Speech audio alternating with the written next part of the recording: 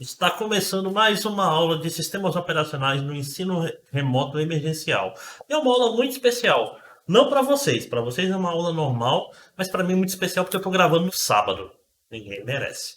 Mas como eu amo muito vocês, eu quero muito, acho muito importante que vocês tenham logo essa aula, estou aqui fazendo esse sacrifício para dar essa aula no sábado. Essa aula, como as anteriores, vai ser dividida em vários vídeos, porque, né, ninguém merece ter 1 milhão de vídeos sobre o mesmo assunto. Um vídeo de 40 minutos, um vídeo longuíssimo, né? Nem vou quebrar em vídeos muito curtos, nem vou quebrar em vídeos muito longos. Então, hoje a gente vai falar sobre virtualização de memória em disco rígido ou SSD, né? Ou seja, vamos falar sobre swap, que é uma parte essencial do subsistema de memórias. Diria eu que é a parte mais importante do subsistema de memória no momento. Como eu falei, a gente vai dividir isso em vários vídeos. O primeiro vídeo vai tratar basicamente dos mecanismos de swap e falar como funciona o espaço swap. O segundo vídeo vai falar sobre bits de presença e page default. O terceiro vídeo vai falar sobre política de swap, simplesinhas. Acho que até aqui LRU. E o quarto vídeo vai falar sobre a comparação entre elas e sobre um algoritmo só um pouquinho mais sofisticado, que é o relógio, o Second Chance, que é um algoritmo um pouco mais interessante para fazer swap, então não. Um dos principais problemas em sistema de computação, e por sistema de computação eu estou falando qualquer coisa, estou falando não só computador PC, não só laptop, estou falando de celular, estou falando de videogame, estou falando de qualquer coisa que seja um sistema de computação. Um dos grandes problemas que você vai ver nisso aí é o fato de que nunca a memória RAM vai ser o suficiente. Isso é muito engraçado, né? Porque se for parar para pensar, há 5 anos atrás, comprar um sistema com 8 GB de RAM seria muito caro, né? Seria, pô, 8 GB de RAM, caro, né? Hoje em dia 8 GB de RAM é barato. Hoje em dia, se você tiver R$ 200 a mais, você consegue um sistema com 32 GB. Não é verdade? Né? Ainda assim, apesar do preço da memória RAM estar sempre caindo, uma coisa interessante é que você sempre tem a impressão que nunca é o suficiente. Por quê? Em primeiro lugar, e a razão número um, é porque programador é uma raça preguiçosa. Porra, pessoal, não, a gente vai ser programador, vocês vão ser preguiçosos também. O que eu quero dizer com isso? Conforme a memória RAM vai ficando mais abundante, os programadores vão ficando mais preguiçosos na hora de criar estruturas de dados. Quanto mais RAM você tem, mais coisa você só para a memória. Por quê? Porque mexer com disco é cruel. É difícil, vocês sabem, né? Qualquer coisa que envolve arquivo dá mais trabalho e deixa mais lento. Então, na prática, conforme a memória RAM cresce, os programas gastam mais RAM. E no fim é uma corrida que vai nos levar a gastar toda a memória do planeta. Basicamente isso. Né? Além disso, e isso já é uma coisa mais histórica, processos. Cada vez mais a gente vai ter um mesmo sistema com vários processos rodando. Ou seja, eu tenho a mesma memória RAM que eu comprei. Caramba, peguei meu laptop, tinha 4 GB de RAM, botei 8 GB. Ficou mais rápido por um tempo. Depois eu vou explicar por que fica mais rápido num desses vídeos, inclusive. Tá legal, eu posso rodar mais coisas. E como eu posso rodar mais coisas, porque eu tenho mais RAM, eu vou rodar mais coisas. Né? Se você olhar o meu sistema aqui, acho que não vai aparecer para vocês, mas sempre dá para fazer isso, né? Toda aula eu faço isso, né? Hoje eu tô com menos abas no Chrome abertas. Eu tenho 32 GB de RAM. Eu tô gastando 16 GB. O Chrome tá gastando 3 GB sozinho.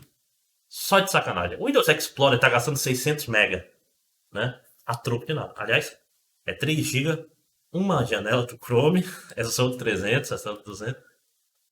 Por quê? Porque quanto mais RAM o usuário tem, mais vagabundo ele fica, mais preguiçoso. Vagabundo é uma palavra muito forte, né? Mais preguiçoso ele fica com o uso dessa memória, né? Então, na prática, o ideal é, eu tenho uma memória RAM grande, eu quero botar vários processos nela.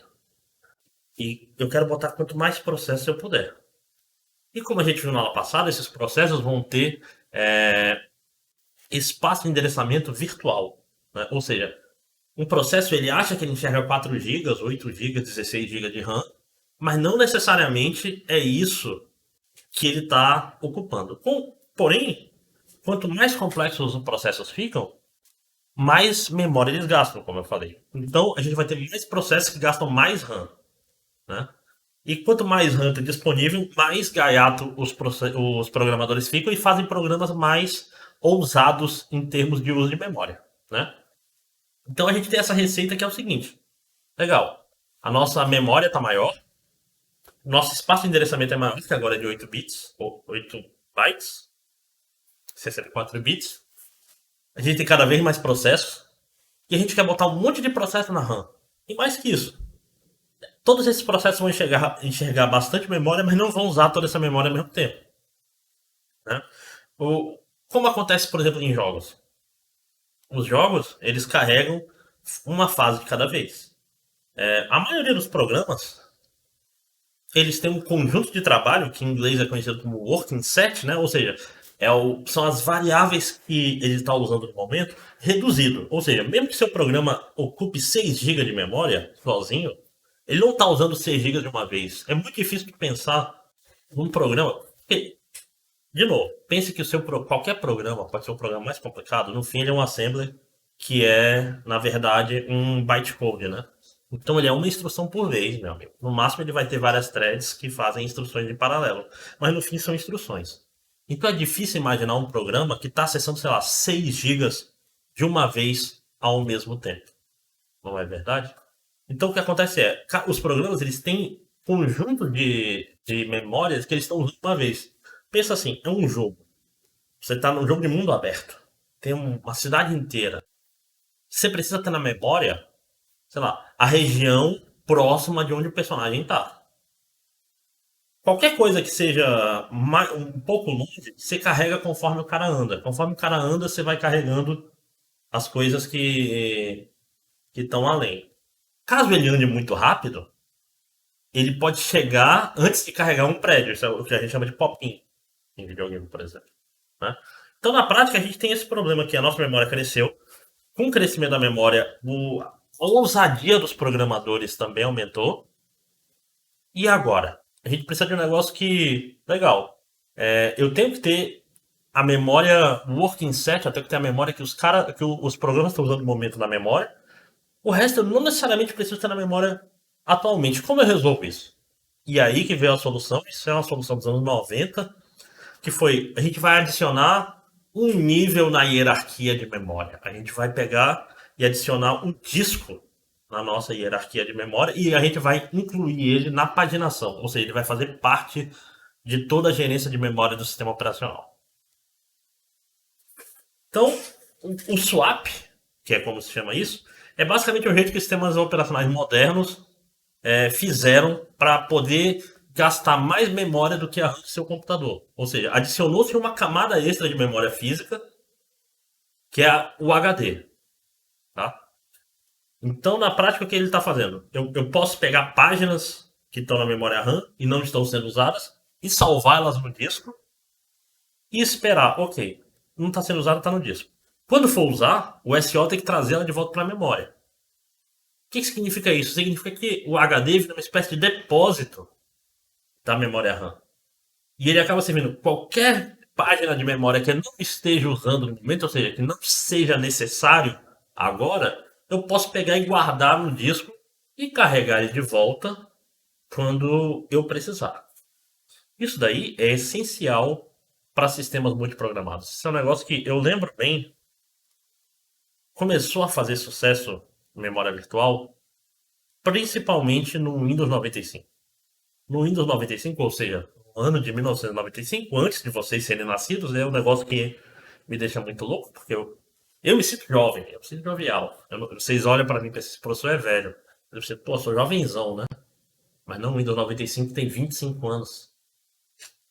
É louco, a vida chega rápido. Vai acontecer com vocês também. Então, lá em 95, Windows 95, ele tinha esse negócio novo, que era usar o HD para ampliar a memória RAM. Isso mudou completamente o mundo. E é isso que a gente vai ver hoje.